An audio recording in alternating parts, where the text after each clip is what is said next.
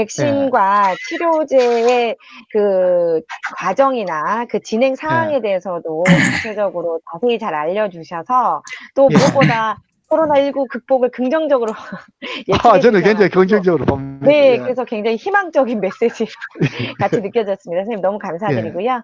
예. 이제부터는 네, 자유토론 시간으로 넘어가도록 하겠습니다. 네, 오늘 신 교수님 발표 잘 들었습니다. 아이고, 이해하는데 많이 도움이 됐습니다. 근데 아이, 이제 제가 감사합니다. 예, 예, 오늘 신문을 보니까 그 예, 모더나하고 또 화이자에서 만든 그 백신에 대해서 예, 선구매 계약을 선진국들은 다 했는데 우리나라만 안 했더라고요. 불확실하다 네, 그러면서. 그게 예, 그 보건 행정이 참 잘못된 거 아닙니까? 그다음에 두 번째 질문은 아주 예, 이거 좀 저는 제가 예, 지금 그 우리나라의 그 이 코로나로 돌아가신 분 숫자가 496명이고 예, 이걸 예, 10만 명당 인구로 보니까 예, 예, 0.992, 한 명이에요. 10만 명당 한 명이 코로나로 예, 돌아가셨어요. 그런데 도대체 그래서 제가 대한민국에서 어떤 분들이 돌아가시나 하고 사망 원인별로 예, 사망률을 10만 명당 사망률을 제가 사망률을 보고 있는데요. 예, 예, 자살이 말이죠. 10만 명당 27명이에요. 이게 예, 2019년에. 예, 그다음에 폐렴으로 돌아가시는 분이 10만 명당 45명이에요. 예, 예, 그다음에 이제 뭐 운수 사고로 돌아가시는 분이 10만 명당 8명이고요. 예, 자, 10만 명당 한 명도 안 돌아가시는 이런 병을 가지고 이렇게 사람을 기본권까지 제약할 필요가 있나요? 만약에 운수 사고가 보니까 10만 명당 8명이에요. 그러면 이거 다 이거 차 이거 운전 다 거치고 이 운수 회사 문 닫아야 되는 거 아닙니까? 네, 제가 이거 아주 근본적인 질문을 하는 건데요. 예, 예, 뭐 다른 나라는 잘 모르겠지만 지금 우리나라 통계만 봐도 그래서 예, 제가 지금 아마 금년에는 말이죠. 이 예, 소화기 계통 아니 호흡기 계통으로 돌아가시는 분 숫자가 예, 작년에 비해서 금년에 더 적어질 것 같다는 생각이 드는 게요. 예, 이게 예, 옛날 이맘때 되면 마스크 안 끼고 전부 콜록콜록 하면서 감기가 많이 걸렸는데 예. 지금 손 씻고 말이죠. 마스크 하는 바람에 병원에 그 감기로 가는 사람이 아무도 없어요. 많은 병원이 많습니다.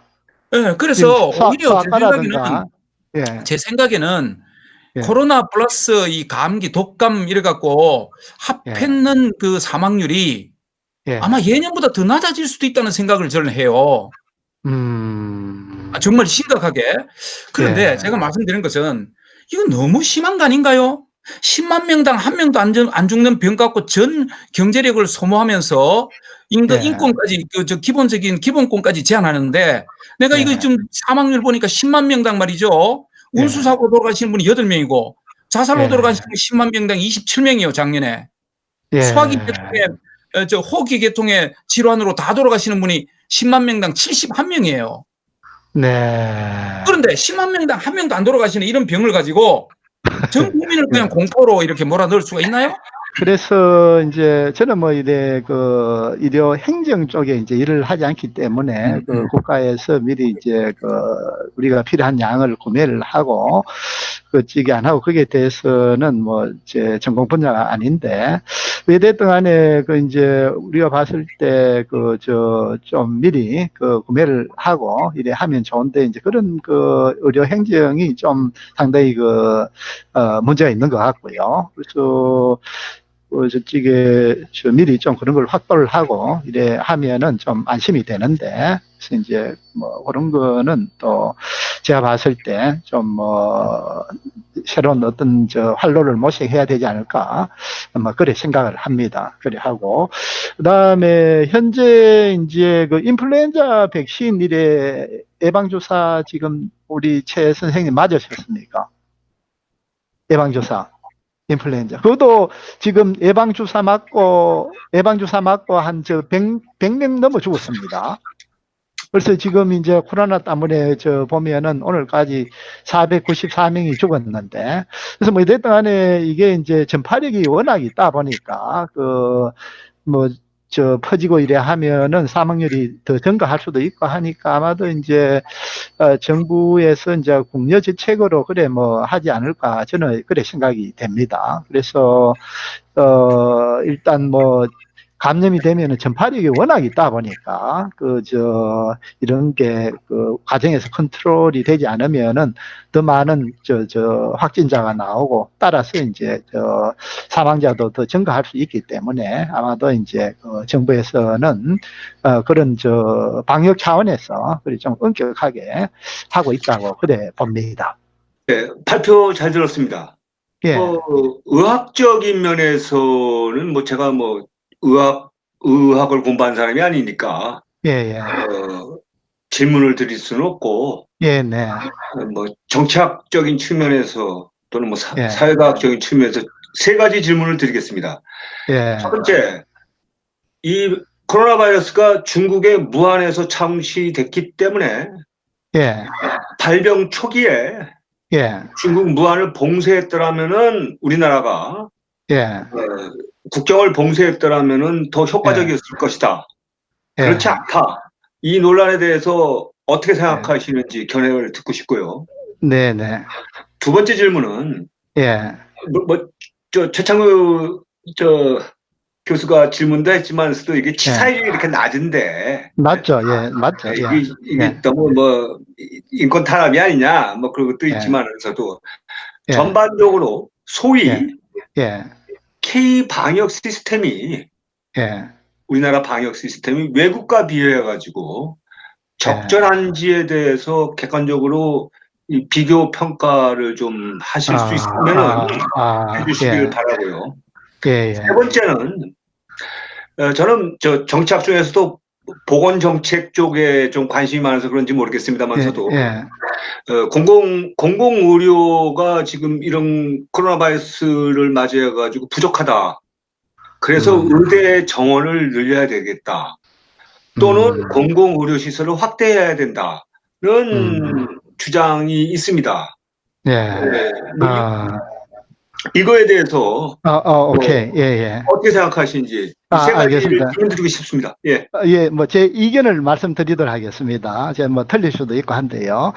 그래서 이제 발병 초기에 이제 우리가 우한에 사람들을 봉쇄를 못한 것은 굉장히 큰 실수죠. 제가 봤을 때 왜 저쪽에 봉쇄를 하지 않았는지, 예를 들어서 이제 타이완 같은 데는 금방이돼 봉쇄를 했거든요. 그래서 이제 감염자가 거의 없습니다. 죽은 사람도 제가 봤을 때 저쪽에 몇 사람 안 됩니다.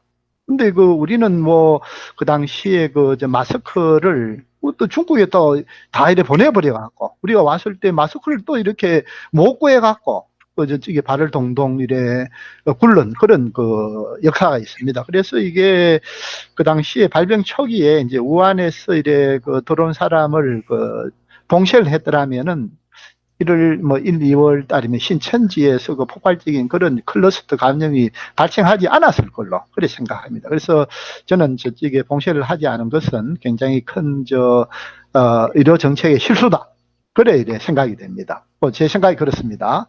그래 하고 그 다음에 치사율하고 이제 K 방역. 그래서 이제 요거는 아까 최창규 교수님이 이제 말씀하셨는데, 그래서 이게 국려지책일 것 같아. 그게 이제 워낙 전파력이라든 감염력이 높다 보니까 이렇게 이런 걸 또 이렇게 억제를 하지 않으면은 더 이렇게 감염자가 늘어나고 따라서 이제 사망자도 이렇게 증가하기 때문에 국려지책으로 이제 그렇게 락다운 좀 유럽 같은데 미국 같은 데는 락다운 정책을 쓰는 데가 있거든요. 그래서 이제 그런 걸 보면은 크게 이제 무리한 그런 저쪽에 정책은 아닌 것 같은데 그럼에도 불구하고 그쪽에 옛날에 우리 광화문 집회 있지 않습니까? 그래서 그것 때문에 이제 코로나가 이제 증가했다라든가 그거는 이제 말이 안 됩니다. 그래서 이제 그런 게 제가 봤을 때 이제 정치 방역의 대표적인 그런 복이가 아닐까.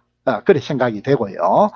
그 다음에 이제 세 번째 질문에 대해서 이제 공공의료가 이제 부족하다 했는데 이거는 완전히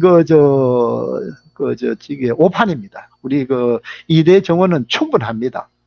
지금 저쪽에 이대 4학년들 국시를 또 못 보도록 하지 않습니까? 1년에 한 3,000명 정도 이사가 이렇게 못 나오거든요. 만약에 이제 이번에 국시 이제 술기 시험을 이제 기회를 지금 안 준다 하거든요. 만약에 그러면은 이제 원래 그러면 3,000명 이상 안 나옵니다. 그러면 이사가 부족하다고 해놓고 왜 시험을 시도를 안 하죠? 이게 넌센스 아닙니까? 왜 생각합니까? 그래서 이제 이대 이사들은 충분하고요. 이대 정원 또 충분합니다. 그래서 저는 그렇게 생각하는데, 그래서 이제 정치권에서 전번에 남원입니까? 그래서 공공이대, 그 국가 세금을 전부 다 거기에 부어갖고, 그쪽에 지자체장들이 학생들을 뽑고, 성적을 갖고 뽑아야지. 왜 지자체장들이 학생을 의협평가합니까? 그런 식으로 위로 정책이라든가 그런 걸 펴는 거는 그야말로 넌센스입니다. 넌센스. 아니, 굉장히 무섭습니다, 저는. 아니, 물론 예. 그거는 좀 지나친 정책인데요. 의대 정원을 증가시키는 것을 의사들이 반대하는 이유가 의사들의 밥그릇을 챙기기 위한 이 집단의 자기 이익을 지키기 위한 주장일 뿐이다. 이런 반론도 많이 있습니다. 그러니까 그 의사들은 의대 정원이 늘어나지 않아야 지금 의사들이 누리고 있는 수입을 또는 지위를 유지하고 만일 의사가 더 늘어나면은 의사들의 경제적인 이득이 그래서 이제 그런 주장입니다. 그래서 그게 OECD에서도 이래 보면은 인구 몇만 명, 10만 명당 이렇게 의사수 이래 했을 때 우리가 결코 이래 뒤떨어지는 수가 아닙니다. 그래서 요거는 이현애 교수님이 더 이렇게 답변을 잘 할 수 있을 것 같은데요.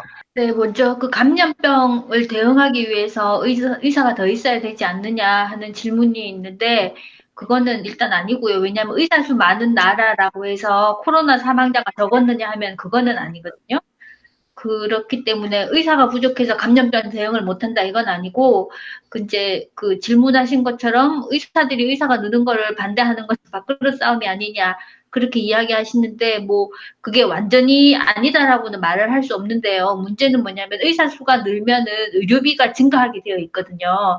근데 이제 그 와중에 의사들은 이제 비급여를 많이 하게 됩니다. 근데 그러면은 이게 학교에서 배운 대로 할 수 없게 되는 거예요. 그러니까 직업 윤리를 포기를 해야지 되는 거예요. 서바이벌을 하려면. 그거를 하기 싫다라고 말을 하는 건데, 그거를 너네 밥그릇 때문에 그러지 않냐. 그러면은, 할 말이 없네. 아무튼, 의사가 늘면 의료비가 증가한다는 거를 아셔야 돼요. 그걸 국민들이 어그리하면은, 늘릴 수는 있겠죠. 근데 그건 싫으시잖아요. 그래서 그거는 좀 아닙니다. 그거는 이게 앞뒤가 좀 안 맞는 거고요. 전미라 팀장님이 말씀하신 것처럼 이번 주제가 의사가 아니기 때문에 감염병 대응은 무관하다. 네, 그렇습니다. 보통 제약회사에서 이제 국제적으로 허가를 받으려면 유럽의 EMA, 그다음에 미국의 이제 FDA가 이게 크게 두 개인데 일본은 자체적으로 너무 검사하는 게 있다 보니까 일단 논외로 하고 이제 방금 FDA의 긴급 승인을 말씀을 하셨는데 사실 FDA 승인을 받으려면 정말 복잡하고 되게 길고 되게 어려운 절차로 제가 알고 있습니다. 근데 FDA 긴급 승인을 하게 되면은 그 절차가 얼마나 생략되는지 그리고 그에 대한 신뢰성이 혹시 떨어지지 않는지 그에 대한 점이 좀 궁금합니다. 그래서 이제 1상, 2상, 3상 이제 연구 결과를 갖고 이제 안전성이라든가 유효성 기준을 전부 다 충족시키게 되면은 현재 이제 코로나가 계속 이렇게 증가하고 있지 않습니까? 그런 상황에서 이제 아마도 저쪽에 11월 달에 신청을 하면은 아마도 저쪽에 심사도 이렇게 빨리 해서 허가가 나지 않을까 저는 그래 봅니다.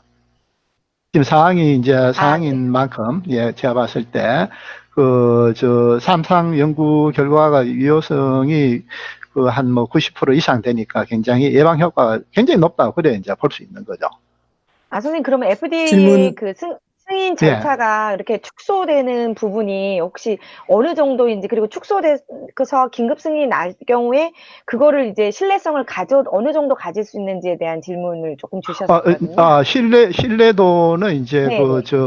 세이프티하고 그다음에 효과, 삼상 연구 결과를 갖고 이렇게 심사를 하는 거거든요. 그래서 이제 제가 봤을 때 굉장히 효과가 높은 걸로 그래 이렇게 발표되고 있고요. 그다음에 백신 맞은 사람들이 이제 100%다 이제 네.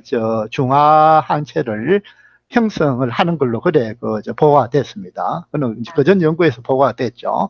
그리고 이제 우리가 코로나 백신에 감염이 되고 난 뒤에 이제 그 환자에서 생기는 중화 항체의 한 2.5배 이상 백신을 맞은 사람한테서 인덕션이 유도가 됐다. 그죠? 그래서 면역 원성이 굉장히 높다 하는 걸 반증하는 거죠. 그래서 이제 충분히 저쪽에 예방을 할 수 있는 그런 저쪽에 레벨을 충족시킨다. 제가 봤을 때 그래 생각이 됩니다. 그래서 이제 이런 게 이제 주사를 맞고 난 뒤에 사람이 피부가 열이 있거나 무슨 마비 증상이 있고 이래 하면은 허가가 날 수가 없죠. 근데 이제 이 도수에서 30하고 100 이래 했을 때에 그런 부작용이 전혀 탐지가 안 됐습니다. 그래 했기 때문에 아마도 FDA에서는 곧 이래 허가를 내주지 않을까 그래 생각이 됩니다. 그래서 그러니까 이제 정부에서 2천 또는 5천만 도수를 지금 계약을 충분히 이렇게 해서 하고 있는 걸로 그래 지금 파악을 하고 있습니다. 그래서 긴급 승인이라고 할지라도 이제 삼상 결과를 통해서라도 충분히 그렇죠. 신뢰성이 있다라고 말씀을 주신 거죠. 그렇죠. 알겠습니다. 간단히 한 가지만 질문하겠는데 의학적인 건 아니고요. 우리나라의 정부에서 대책 알려주는 거 보면은 이제 확진자 수가 한 자리 수냐, 두 자리 수냐, 세 자리 수냐 이거 갖고만 얘기를 한단 말이에요. 그게 지금 한 10개월 동안 다 확진자만 얘기하는데 그동안에 10개월 동안에 여러 가지 코로나에 대한 대책이 있었기 때문에, 연구가 있었기 때문에, 그리고 방역본부가 여러 가지 자료를 수집해 왔기 때문에, 그것에 대해서 다른 왜 대책은 얘기하지 않고 확진자만 얘기하느냐, 이런 얘기고요. 한 2개월 전서부터는 QR코드라는 걸 갖고 지금 많은 사람들한테 이제 정보를 이렇게 받습니다. 맞습니다. QR코드를 쓴다는 게 개인정보 보호를 침해하는 거기 때문에 법률 위반이다 이런 시비가 있거든요. 맞습니다. 맞습니다. 감수하고 나서도 QR코드를 한 2개월 전서부터 해가지고 정보를 많이 수집했는데 그거를 2개월 동안 수집하고 나서도 하등 이제 방역 본부의 대책이 달라진 게 없고 그냥 확진자가 몇 명이다 하는 이런 얘기만 자꾸만 해서 어떻게 의학적으로 봤을 때 이 사람들한테 이제 코로나에 관련된 통계를 좀 더 알려줘 가지고 제일 좋은 방법이 사람들이 통계를 보고 나서 내가 이렇게 조심해야겠구나 해가지고 대응하는 것이 좋은 방법이거든요. 그래가지고 그런 좀 어떤 사람들로 하여금 자발적으로 대응하도록 그냥 단지 확진자 수 갖고 겁먹는 것만 말고 그렇게 할 수 있는 방법은 어디 없겠느냐 하는 것이 질문입니다. 감사합니다. 그래서 좋은 질문 하셨는데요. 그래서 우리가 이제 처음에 질본에서 이래 보면은 검사자 수는 이야기를 안 하고 계속 확진자 수만 그래 이야기를 했거든요. 그래서 이게 어떤 데는 고무줄 같이 늘었다가 줄었다가 이제 검사자 수를 이야기를 안 해요. 그러니까 이제 이게 검사를 많이 하면은 확진자 수가 늘어나는 당연하거든요. 그래서 이제 그런 데부터 해서 굉장히 정부에서 이제 국민의 신뢰도를 얻는 데 대해서 제가 봤을 때 잘 못한 것 같아요. 그래서 이제 결과적으로 지금 두 자리 수에서 지금 원래 300명이 넘었지 않습니까? 세 자리 수가 됐거든요.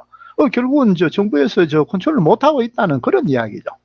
그래서 이제 정부의 입장도 좀 이해를 하죠. 왜냐하면은 이제 경제가 이제 어려우니까. 자영업 하는 사람들이라든 굉장히 지금 먹고 살기가 이제 어려우니까 이제 여러 가지 이제 그런 이게 두 개 간의 이래 밸런스를 잘 맞춰야 되는데, 결과적으로 이래 봐서는 지금 뭐 경제도 어려졌고, 이렇게 확진자도 늘어나고, 제가 봤을 때 정부의 정책이 실패한 거로 저는 그래 생각이 됩니다. 그리고 뭐 QR코드 이래 찍고 이 사실 이게 별 효과가 뭐 어디 있었습니까? 그래서 제가 봤을 때 뭐 어디 뭐 식당에 밥 먹으러 가도 전부 다 적어야 되고, 이게 뭐 좀 이래 적었다고 해서 이래 수가 줄어들었습니까? 아니지 않습니까? 그래서 제가 정부의 그 정책이 저는 별로 마음에 안 듭니다. 네, 그래서 알겠습니다. 그런 검사자 수, 그 다음에 그 확진자 수, 그죠? 뭐 그런 데서도 딱 이렇게 그 수를 딱 이렇게 밝히고 그런 식으로 이래 했어야 되는데, 뭐 그런 것도 안 했고, 그 다음에 예를 들어 갖고 뭐 광화문 그때 저쪽에 집회할 때, 뭐 다른 쪽에는 또 다른 집회가 있었거든요. 근데 그쪽에 광화문 집회한 사람을 살인자라고 또 이야기를 하고, 제가 봤을 때 그런 사람들이 살인자입니까? 그 다음에 야외에서 마스크를 끼고 이래 있으면은 전파되는 확률이 굉장히 낮습니다. 근데 해서 그런 식으로 정치 방역을 하면은 국민의 신뢰를 얻기가 어렵죠. 그래서 왜 그런지 모르겠어요. 그래서 뭐 정치 입안자들은 또 제가 생각하는 것도 뭐 다른 면이 있을 수 있는데, 제가 봤을 때는 그런 게 이제 올바르지 않다고 저는 그렇게 생각이 됩니다. 네, 알겠습니다. 선생님, 네. 그리고 채팅창으로 저희 질문 주셨던 두 분의 답을 좀 해주셔야 될 것 같습니다. 채팅창 혹시 지금 선생님 확인 가능하실까요? 자, 그래서 이제 우한 바이러스 연구소에서 이래 나왔다고 이래 하는데, 제가 이제 바이러스 유전자를 이래 분석을 해보니까, 연구소에서 이래 만들어 갖고 나온 바이러스는 아니고, 이제 박쥐에서 이래 유래된 그런 유전자가 참 다양한 그런 바이러스가 많은데, 그 중에 하나가 이제 사람한테 감염이 됐고 사람 간 전파가 쉽게 될 수 있는 그런 바이러스 하나가 이제 사스 코로나2입니다. 코로나19. 근데 이제 다른 가능성은 우한 연구소에서 이제 바이러스에서 뭐 이렇게 그 바이러스를 키우다 그 바이러스가 이제 이렇게 사람한테 전파됐을 그런 가능성은 있습니다. 근데 우리가 인위적으로 바이러스를 뭐 합성해 갖고 RNA도 우리 만들 수 있습니다. 그래서 DNA 만들어 갖고 이제 우리가 RNA 만들 수 있거든요. 그래서 이제 합성해서 그래 할 수 있는데 뭐 그런 바이러스는 아니고, 그래서 이제 그 바이러스에서 유래됐고, 또한 뭐 다른 가능성은 이제 뭐 우한 연구소에서 바이러스 연구하다 그 중에 하나가 이렇게 뭐 사람에 전파됐을 수 있는 그런 가능성 두 가지로 저는 그래 봅니다.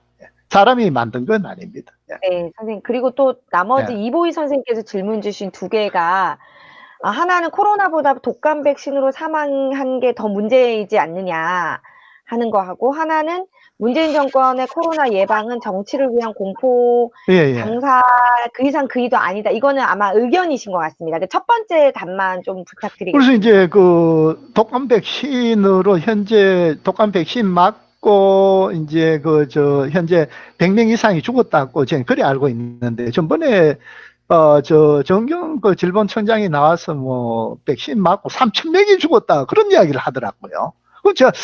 제가 알기로는 백신 맞고 지금까지 이렇게 많이 죽은 적이 제가 알기로는 없는데, 그래서 뭐 이게 뭐가 맞는지 저는 모르겠습니다. 만약에 이제 3,000명이 이제 죽었다 그러면은 저쪽에 코로나가 훨씬 저쪽에 덜 심각하죠.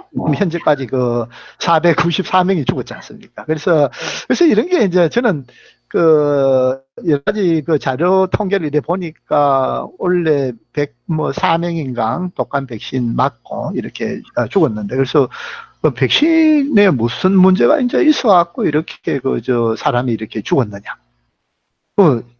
그래서 이제 굉장히 생각을 많이 했습니다. 그래 했는데, 그래서 주위에서 이제 과연 이렇게 많이 죽으면은 백신을 맞을 필요가 있는가? 사실 안 맞아도 되거든요. 이게 감염이 되면은 치료약이 있지 않습니까? 타미플루 이렇게 먹으면 되는데, 이렇게 위험성이 많은데, 그래서 그때 이제 의사협회에서는 좀 기다렸다가 원인을 파악하고 그래 이래 그 맞는 게 낫다. 저도 그게 동의를 했는데 그게 됐든 간에 뭐 지금 제가 알기로는 현재 독감 백신 맞고 뭐 고령자에서 많이 죽은 걸로 그래 알고 있습니다. 한 104명 정도 이상이 되는 걸로 이래 알고 있는데 뭐 코로나는 현재 그쪽에 494명이 이래 죽었으니까 그 통계를 이래 보면은 코로나 약간 더 위험하네요. 뭐 됐든 간에 예. 네, 예, 알겠습니다. 전승현 선생님. 이야기. 예. 지금 마지막 저희가 오늘 지금 궁금하신 점들이 너무 많으신 것 같아요. 그래서 네, 시간 관계상 어쩔 수 없어서 저희 조동근 대표님만 마지막으로 질문을 좀 하시고 네, 선생님께서 답변하시고 정리를 좀 하도록 하겠습니다. 네, 대표님 말씀 주세요. 네, 저기 많이 배웠고요. 그다음에 이제 뭐 아까 나온 질문이긴 한데 사실은 우리가 확진자 수가 늘어가는 걸 갖고 경계를 하는데 중요한 거는 공포스러운 건 사망자가 늘어야 되는데 지금 사망자는 안정 추세 아닙니까? 사실 그렇죠. 복합적으로 사망했겠지. 그리고 뭐 꼭 코로나만 아닐 텐데 그러면은 사망자 수로 입증되지 않은 어떤 위험 이거는 조금 사실 굉장히 불쾌하고요. 그렇잖아요. 사망자 수로 입증된 위험이죠. 그런데 그게 아니고 그다음에 또 무증상 감염도 많이 떠오르는데 그건 도대체 의학적으로 어떻게 설명이 됩니까? 그러니까 본인은 모른다는 건데 그러면은 그 사람의 마음대로 퍼뜨리고 다니는 거는 어떻게 막을 수가 없는 건데 그렇다면은 사실 이게 좀 퍼즐이 되는 게 뭐 결과적으로는 그 자연 치유가 되는 거 아니죠? 자연 치유가 되는 거 맞죠? 그러니까 자기가 못 느낀다는 건 자기가 이겼다는 거니까. 그렇죠. 그렇죠. 그러니까 이제 자연 치유가 상당히 되고 있고 일부는 전파도 되고 있고 이게 좀 믹스가 된 건데 맞습니다. 현실을 제대로 얘기를 안 하고 공포로 몰고 가고 또 하나 짧게 아까 그 파이저에서 마이너스 70도로 딜리버리를 해야 된다 뭐 이런 얘기를 하는데 그러면 이게 지금 사실은 거기서 개발했다 하더라도 우리한테 실제 올 때 이게 뭐 딜리버리 과정이 충족이 됩니까? 그다음에 또 뭐 미국이 우선 뭐 보급되겠죠. 그러면 우리가 이거를 확보를 해야 되는데 초기 물량이 빠른데 그러니까 이제 뭐 공모주도 3주를 공모하는데 500명이 모이는 그런 격이거든요.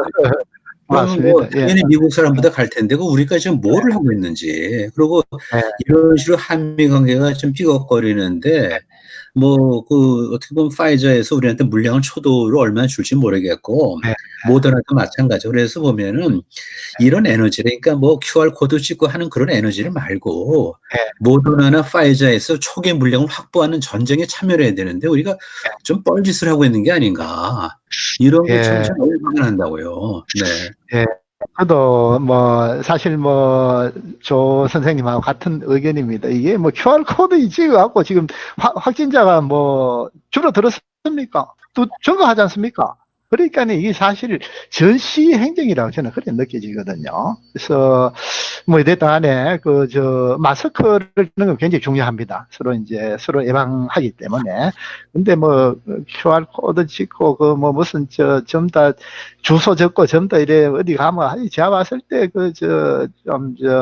제가 봤을 때 전시 행정이 아닐까 그래 막 생각이 됩니다. 그래 하고 저쪽에 뭐 백신이 이렇게 나와서 이제 마이너스 70도 이래 되니까 이제 이게 드라이 아이스 만드는 회사라든가 그 다음에 디프리저 만드는 회사가 일신인가 있습니다. 그게 이제 주가가 확 올라갔다.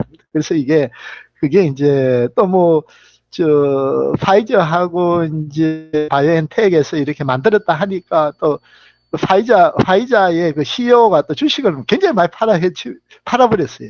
그래 하고 또 모더나가 나오니까 파이자의 주식이 확 줄어들고 모더나 쪽으로 이래 모였고. 그래서 이게 굉장히 지금 백신하고 또 이런 주가하고도 굉장히 플럭추에이션이 굉장히 많이 일어나는 그런 요즘의 현상인데. 그래서 이제 뭐 그거는 뭐 차치하고라도 그래서 이제 이런 물량을 좀 빨리 확보를 하든지 안 그러면 우리도 빨리 이런 걸 만들면 되거든요. 이 기술이다 하는 게 힘든 게 어렵는 게 아닙니다. 그래서 이제 충분히 이런 걸 우리 만들어서 빨리 할 수 있는데 왜 저쪽에 빨리 이걸 시작을 안 했는지 그런 걸 모르겠어요. 이거 특허로 걸지 않겠어요? 특허로요, 당연히. 이제 예를 들어서 뭐 저쪽에 코로나 바이러스를 순수 분리 정제해갖고 불활성화 시켜갖고 해도 되거든요. 그 다음에 또 DNA 또 백신을 갖고 이래 뭐 할 수도 있고 한데 그 굉장히 그 프로세스가 굉장히 슬로우합니다. 대신에 이제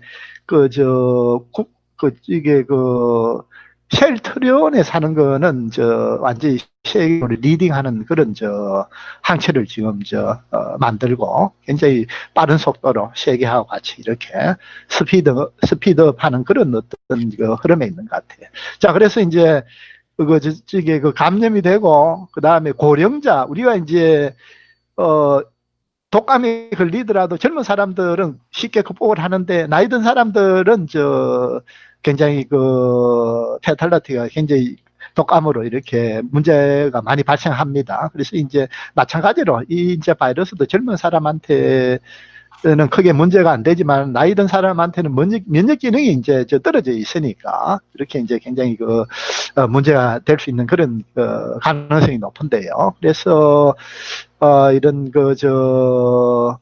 우리도 빨리 이런 백신을 좀 이렇게 빨리 만들 수 있도록 국가적으로 역할을 해야 되지 않을까 그래 보는데 뭐 QR 같은 거 자꾸 이런 거 찍지 말고 백신을 좀 만들도록 그래 뭐 연구비도 좀 이래 많이 주고 말이죠. 그런 식으로 해야 되는데 실대 없이 이런 QR 코드 찍고 별로 저는 도움이 안 되는 것 같아요. 만약 그게 도움이 됐으면 왜 확진자가 지금 이제 300명이 됩니까? 이해가 안 되지 않습니까? 네, 알겠습니다. 예, 그리고 마지막으로, 네네. 그 다음에 이제 감염이 돼서 이제 중증 환자가 생기지 않습니까? 그러면은 약제하고 이제 치료 항체 이제 정부에서 이제 허가 내준다 하니까 그건 한국에서는 원바이얼 맞으면 되는데 한 50만 원으로 그래 스텔트론에서 자기들이 판매하고 외국에는 한 100만 원 정도 그래 이제 판매를 하겠다는 그런 생각이 있는 것 같던데 그래 하면 병원에서 주사 맞는 거 이래 하고 하면 한 60만 원, 70만 원 정도 주면은 치료되지 않을까 그래 봅니다. 오늘은 선생님 특히 코로나19와 관련해서 너무 이제 선생님께서 잘 설명을 해주시고 또 궁금한 점이 그동안 저희가 너무 많았던 것 같습니다. 그래서 굉장히 시간을 타이트하게 했는데도 불구하고 네, 지금 끊임없이 질문들이 계속 생기는 것 같습니다. 근데 저희가 시간이 다 된 관계로 저희가 예정된 시간이 지났는데도요. 예, 저희 다 소화를 못 시켰네요. 선생님. 진짜 오늘 너무 감사드리고요.